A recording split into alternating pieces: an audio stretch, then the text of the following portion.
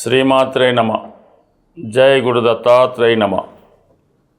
ఈ వీడియోలో మనం జనవరి 15వ తారీఖు నుంచి ఫిబ్రవరి 24 మధ్యలో అంటే సుమారుగా ఒక 40 రోజుల పాటు కుజగ్రహం తన ఉచ్చక్షేత్రమైనటువంటి మకర రాశిలో ప్రవేశించడం జరుగుతుంది. సో ఈ సమయంలో కొన్ని రాశుల వారికి లేదా కొన్ని లగ్నాల వారికి రుచిక మహాపురుష యోగం అనే పంచమహాపురుష యోగం అన్నది ఏర్పడడం జరుగుతుంది. సాధారణంగా ఈ యోగం ఎవరి జాతకంలో ఉంటే వారిలో కుజుడి యొక్క కారకత్వాలు వారికి బాగా కలిసి రావడం జరుగుతూ ఉంటుంది. అంటే విపరీతమైనటువంటి ధైర్య సాహసాలు, డామినేటింగ్ నేచరు, ఏదైనా ఒక పని ఉత్సాహంగా పూర్తి చేయడం జరుగుతూ ఉంటుంది.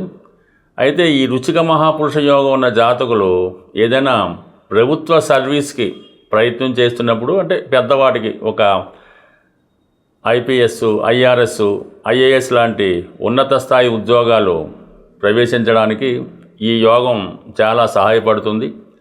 అలాగే రాజకీయాల్లో కూడా ఎమ్మెల్యే స్థాయి పై స్థాయిలో ఉండడానికి, అలాగే ఈ హోమ్ మినిస్టర్ లాంటి పోలీస్ శాఖకు సంబంధించినటువంటి వాటిలో హోమ్ మినిస్టర్ లాంటివి అవడానికి కూడా ఈ కుజుడు వారి జాతకంలో ఇటువంటి యోగంలో ఉండడం జరుగుతూ ఉంటుంది. అంటే ఈ రుచిక మహాపురుష యోగం ఏ విధంగా ఏర్పడుతుందంటే, కుజుడు తన స్వక్షేత్రాలైనటువంటి మేషగం, వృశ్చికంలో కానీ తన ఉచ్చక్షేత్రమైనటువంటి మకరంలో కానీ ఉన్నప్పుడు అవి మిగతా రాశుల వారికి కేంద్రం అయినప్పుడు ఈ యోగం అన్నది ఏర్పడుతూ ఉంటుంది.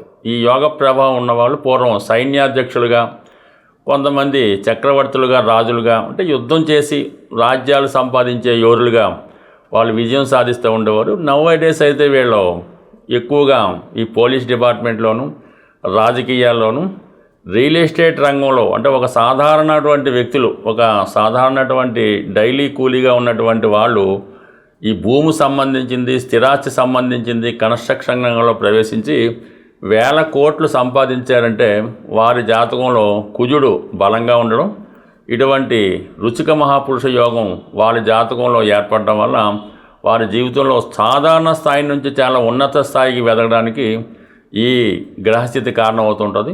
ఇప్పుడు ఏర్పడినటువంటి ఈ కుజుడు మరి ఈ జనవరి 15వ తారీఖున మకర రాశిలో ప్రవేశించి ఫిబ్రవరి 24 వరకు అదే రాశిలో ఉన్నప్పుడు మరి ఏ రాశుల వారికి ఎటువంటి బలాన్ని ఇవ్వబోతున్నాడు, ఎటువంటి యోగాన్ని ఇవ్వబోతున్నాడు అన్నది వివరంగా ప్రతి వీడియోలో ఎవరికి వారికి ఇండివిజువల్గా తెలుసుకునే ప్రయత్నం చేద్దాం.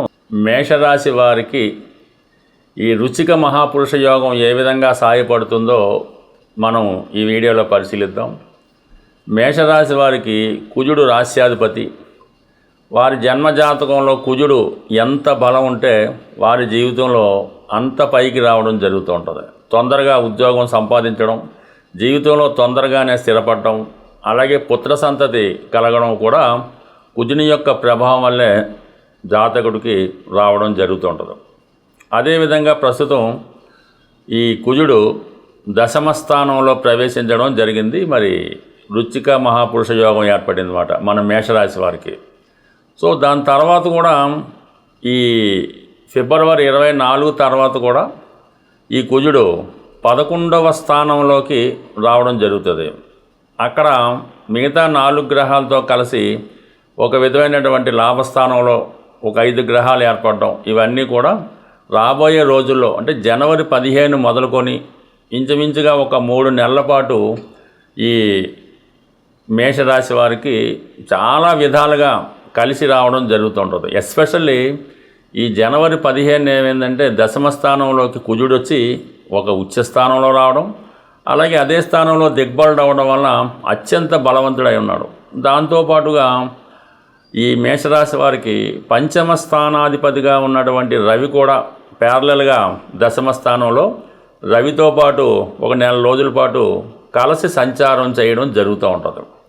అందువలన ఈ సమయంలో ఈ గవర్నమెంట్ సర్వీస్ కోసం ఎవరైతే ప్రయత్నం చేస్తున్నారో వారికి ఈ సమయంలో ప్రభుత్వ ఉద్యోగం లాంటిది రావడం జరుగుతూ ఉంటుంది. అలాగే ఒక డిపార్ట్మెంట్ నుంచి ఒక డిపార్ట్మెంట్కి మారాలనుకున్న వారికి కూడా ఇది చాలా మంచి సమయంగా మనం చెప్పవచ్చు. మరీ ముఖ్యంగా ఎవరైతే కొత్తగా ఉద్యోగం కోసం ప్రయత్నం చేస్తున్నారో అది నిరుద్యోగులు లాంటి వాళ్ళు కావచ్చు, అలాగే చిన్న చితగా ఉద్యోగాలు చేస్తూ గవర్నమెంట్ సర్వీస్లో ప్రవేశిద్దామన్న వారికి ఈ సమయంలో మీరు ఒక రిటర్న్ టెస్ట్ రాసినా, ఒక ఇంటర్వ్యూకి వెళ్ళినా 100% మీకు ఈ సమయంలో తప్పకుండా గవర్నమెంట్ స్థాయిలో ఉన్నత స్థాయి ఉద్యోగం అన్నది లభిస్తుంది. అలాగే రాజకీయ నాయకులు సాధారణంగా మేషరాశిలో ఉన్నటువంటి ఈ పొలిటికల్గా ఉన్నటువంటి రాజకీయ నాయకులు కానీ కార్యకర్తలు కానీ కొద్దిగా తిరుగుబాటు ధోరణిలో కనబడుతుంటారు. వాళ్ళకి ఎవరి దగ్గర ఉన్నా సరే వారు కరెక్ట్గా ఉన్నంత వరకు వీరు కూడా వాళ్ళకి హెల్ప్ చేస్తుంటారు. వారి దగ్గర ఏదైనా అన్యాయం జరిగినా ఇబ్బంది కలిగినా వెంబటనే వాళ్ళు ఎదురు తిరగడం, వారిని కరెక్ట్ చేసే ప్రయత్నం చేయడం చేస్తూ ఉంటారు. లేని పక్షంలో వీరే స్వతంత్రంగా ఒక రాజకీయ నాయకుడిగా ఎదగాలనే ప్రయత్నంతో వేరేగా వీళ్ళు స్టార్ట్ చేసుకోవడం జరుగుతూ ఉంటుంది. అదే పార్టీలో ఉన్నప్పుడు కూడా వేరే గ్రూపుని వీళ్ళు ఏర్పాటు చేసుకోవడం జరుగుతుంటుంది. అటువంటి మేషరాశిలో ఉన్నటువంటి రాజకీయ నాయకులు కానీ కార్యకర్తలు కానీ ప్రస్తుతం వారి యొక్క ఫాలోవర్స్ ఎవరినైతే వారు ఫాలో అవుతున్నారో వాళ్ళ పద్ధతి నచ్చకపోవడం వల్ల వీళ్ళు కొత్తగా ఒక ఆఫీస్ స్టార్ట్ చేసి అంటే వీళ్ళకి అదే పార్టీలో ఉంటూ రెవల్యూషన్గా తిరుగుబాటుగా ఒక గ్రూప్ స్టార్ట్ చేయడానికి అవకాశం ఉంటుంది. వీళ్ళు తొందరగానే ఇంప్రూవ్మెంట్ రావడం వల్ల వీళ్ళకి తొందరగానే గుర్తింపు రావడం, వీళ్ళు ఆశించిన విధంగా వీళ్ళకి సమాన స్థాయిలో పార్టీలో హోదా గౌరవం రావడానికి కూడా ఈ గ్రహస్థితి అనుకూలించడం జరుగుతూ ఉంది. దాంతోపాటుగా ఎస్పెషల్లీ ఈ రియల్ ఎస్టేట్ రంగంలో ఉన్న వాళ్ళకి అనూహ్యంగా కొత్త కాంట్రాక్టర్లు రావడం కానీ వారి దగ్గర ఉన్నటువంటి అసెట్స్ ఒకేసారి లంసమ్గా అమ్ముడుపోవడానికి కూడా ఈ గ్రహస్థితి చాలా వరకు సహకరిస్తుంది. సో ఏదైనా మేషరాశి వారు మీరు ఏ రంగంలో ఉన్నా ముఖ్యంగా ప్రధానంగా ఈ మేషరాశి వారికి కలిసి వచ్చే రంగాలు ఏంటంటే ఒకటి పాలిటిక్సు, ఒకటి రియల్ ఎస్టేటు, ఒకటి గవర్నమెంట్ సర్వీసు, లేదు కొంతమంది సాహసంతో కూడుకున్న వృత్తిలో ఉంటారు. అంటే మోటార్ సైకిల్ రేసింగులు, కార్ రేసింగులు, అలాగే గుర్రపు పందాలు లాంటివి, హార్స్ రైడింగు, గుర్రపు పందాలు, ఈ మోడర్న్గా వచ్చినటువంటి కార్ రేసులు వాటిలో ఎక్కువగా వీళ్ళకి ఇష్టపడుతుంటారు. ఏదైనా తొందరగా పూర్తి చేసే కార్యక్రమాలు మొదలెడితే ఎంబటనే పూర్తయ్యే కార్యక్రమాల్లో వీళ్ళు చాలా వరకు ఇంట్రెస్ట్ చూపిస్తుంటారు. కాబట్టి అటువంటి వృత్తిలో ఉన్నవాళ్ళు కానీ కొంతమంది పెద్ద ఫైర్ ఉపయోగించే ఫ్యాక్టరీలో కానీ ఈ ఆయుధాలు లేదంటే ఈ మందుగుండు సామాగ్రి అటువంటి వాటిలో కొంతమంది ఇంట్రెస్ట్ కలిగి ఉంటారు. అటువంటి వారు ఈ సమయంలో మీరు స్వతంత్రంగా ఒక ఫ్యాక్టరీ లాంటివి స్థాపించినా, ఒక కర్మాగారం స్థాపించినా, ఈ ఫైర్ ప్రొడక్ట్స్ తయారు చేసినా కూడా చాలా వరకు మీకు మంచి నేమ్ అండ్ ఫేమ్ రావడం ఉంటుంది. బట్ ఏదైనా జీవితంలో ఒక మార్పుకి ఈ రాబోయే 3 నెలల్లో ఈ మేషరాశి వారికి గొప్ప అవకాశాలు రావడం జరుగుతుంది. ఈ వృశ్చిక మహాపురుష యోగం వీరికి మరింతగా ఉపయోగపడాలంటే వీళ్ళు ఎక్కువగా ఆంజనేయ స్వామి వారిని పూజించడం, ప్రతి శనివారం హనుమాన్ టెంపుల్కి వెళ్ళడం వల్ల, హనుమాన్ చాలీసా పారాయణ వల్ల, హనుమానికి సింధూరంతో అభిషేకం చేయడం వల్ల కంపల్సరిగా వీళ్ళు కొత్త లైఫ్ని, కొత్త అభివృద్ధిని చూడబోతున్నారు. ఈ రాబోయే జనవరి 15 నుంచి వీళ్ళ లైఫ్ టర్నింగ్ పూర్తిగా మారబోతుంది. ఏదైనా ఒక గ్రహం మనకి అనుకూల స్థానంలోకి వచ్చినప్పుడు ఆ గ్రహానికి సంబంధించినటువంటి పరిహారం మనం చేసుకోవడం వలన ఆ గ్రహం మరింత ఫలితాన్ని మనకి ఇవ్వడం జరుగుతూ ఉంటుంది. అంటే మనకి ఒక గ్రహం అనుకూల స్థానంలోకి వచ్చి ఆ గ్రహం మీ రాశి వారికి మిత్రగ్రహం అయినప్పుడు పూజల ద్వారా దాన్ని మీరు అనుకూలంగా మార్చుకోవచ్చు. అది మీ యొక్క రాశికి శత్రుగ్రహం అయినప్పుడు దానాల ద్వారా దాన్ని మీరు మార్చుకోవాల్సి ఉంటుంది. అయితే ఇప్పుడు ఏదైనా పరిహారం ఎలా చేసినా కూడా దక్కుతుంది. అయితే చిన్న మార్పు అంతే, అందులో ఏమీ లేదు, కంగారు పడడానికి పని లేదు. కుజుడి యొక్క ఫలితం మనకు తొందరగా రావాలంటే ఒకటేమో సుబ్రహ్మణ్య స్వామి, 2 ఆంజనేయ స్వామి.